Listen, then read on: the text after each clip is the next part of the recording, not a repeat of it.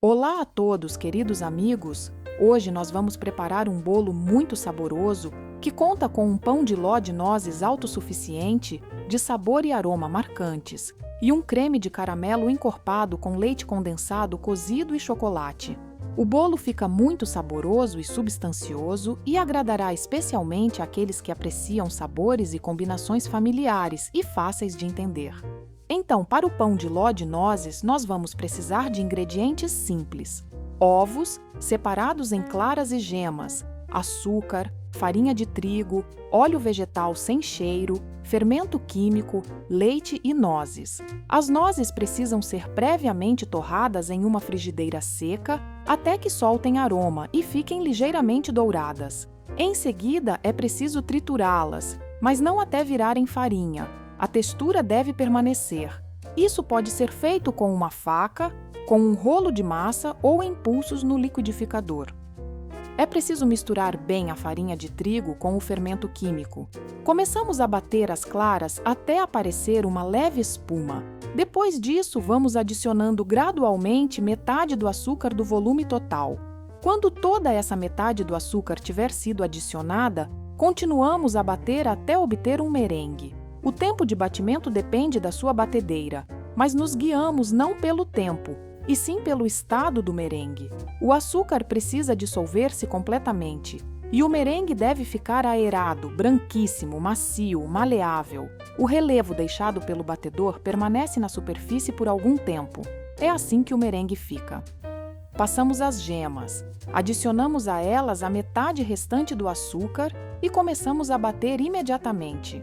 Não deixamos as gemas com o açúcar repousarem nem por um curto período. Batemos em velocidade alta. Como resultado, a mistura ficará fofa, vai engrossar e clareará visivelmente. Repare como a massa de gemas mudou intensamente de cor e que textura adquiriu, cremosa e aerada. À massa de gemas adicionamos o óleo vegetal e misturamos na batedeira em velocidade baixa até que tudo se incorpore. Em seguida, acrescentamos a massa de gemas ao merengue e, com a ajuda de uma espátula, unimos tudo com cuidado, mas com a rapidez necessária. Nesta etapa, não usamos mais a batedeira. As massas se combinam com bastante facilidade e, no final, obtém-se essa textura homogênea e muito aerada.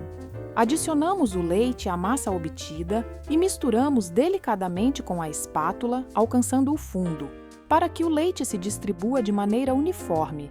Trabalhamos com cuidado, mas também com rapidez suficiente, literalmente alguns movimentos. Em seguida, peneiro na massa metade dos ingredientes secos e incorporo-os delicadamente com a espátula, procurando desfazer os grumos de farinha.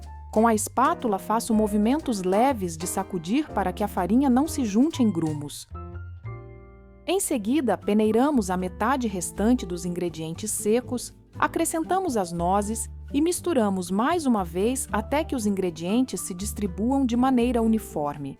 Se depois disso ainda restarem pequenos grumos de farinha, é aceitável fazer bem no final, literalmente apenas alguns movimentos com o batedor de arame.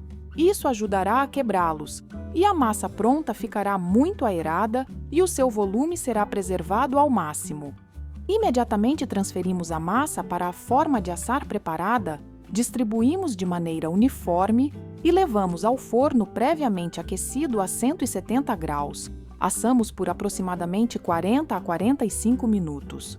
Durante a primeira meia hora, não abrimos o forno. Verificamos o ponto com um palito de madeira inserido até o fundo no centro. Ele deve sair seco e limpo. Como sempre, é importante assar o pão de ló até o fim, mas sem ressecar. O pão de ló pronto fica aromático, bonito e alto. Depois de retirar o pão de ló da forma, envolvemo-lo em filme plástico e levamos à geladeira até esfriar completamente. Nesse meio tempo, vamos cuidar do creme. E para ele, vamos precisar de leite condensado cozido espesso, saboroso e de qualidade, com boa composição, sem aditivos desnecessários.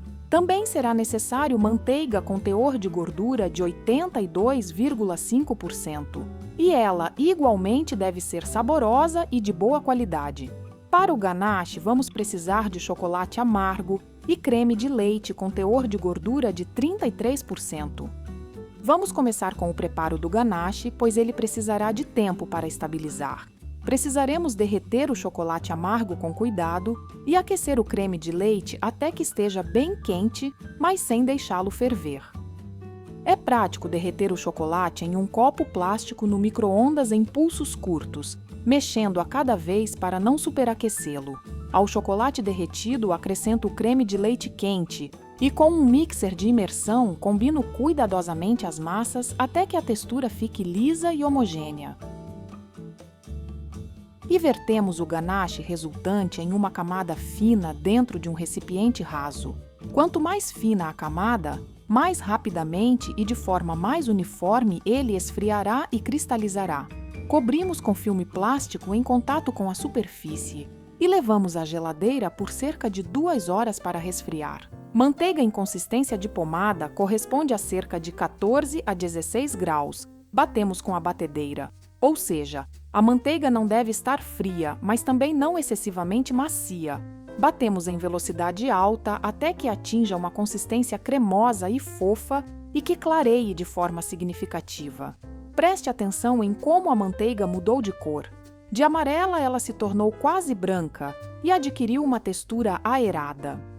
Agora misturamos o leite condensado cozido em temperatura ambiente com a batedeira em velocidade baixa. Isso é necessário apenas para que ele fique homogêneo, sem eventuais grumos. Agora acrescentamos o leite condensado à manteiga batida. A temperatura da manteiga e do leite condensado é aproximadamente a mesma. Isso ajudará a evitar a separação. Misturamos com a batedeira até incorporar completamente. Como resultado, obtém-se um creme totalmente homogêneo, muito fofo e aerado. E só nos resta uni-lo ao ganache. Retiramos o ganache da geladeira.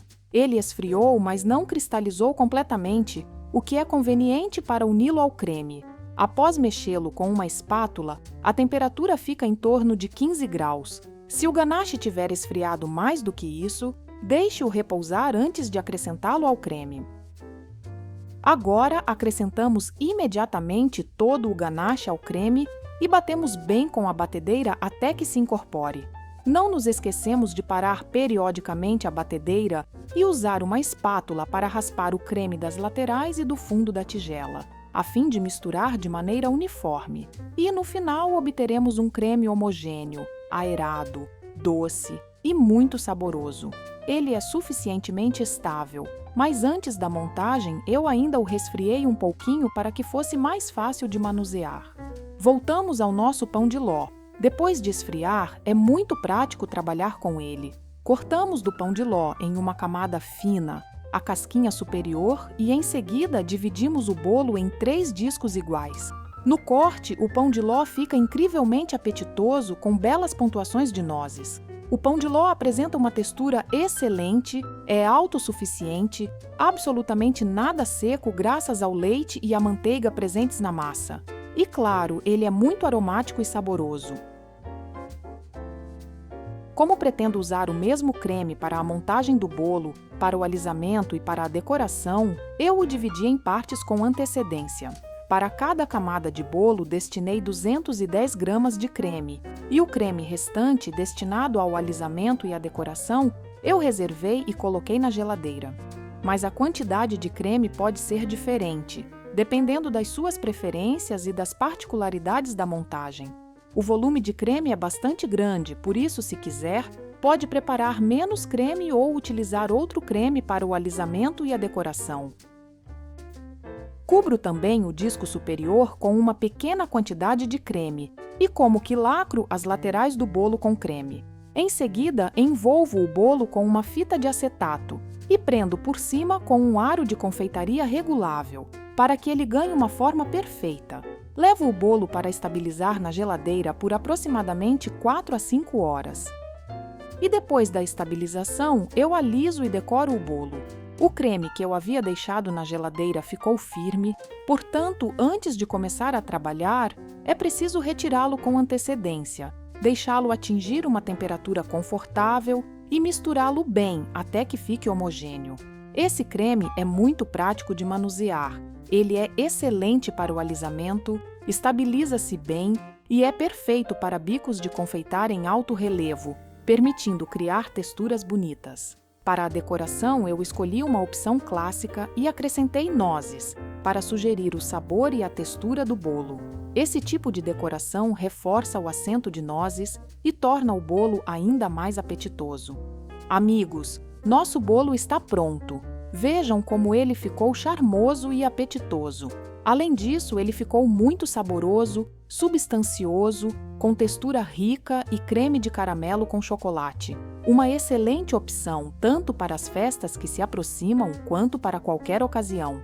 Amigos, espero que esta receita desperte o seu interesse, que vocês se animem a preparar este bolo. E por aqui eu encerro. Eu, como sempre, agradeço a todos pela atenção. Até nos próximos vídeos. Tchau, tchau!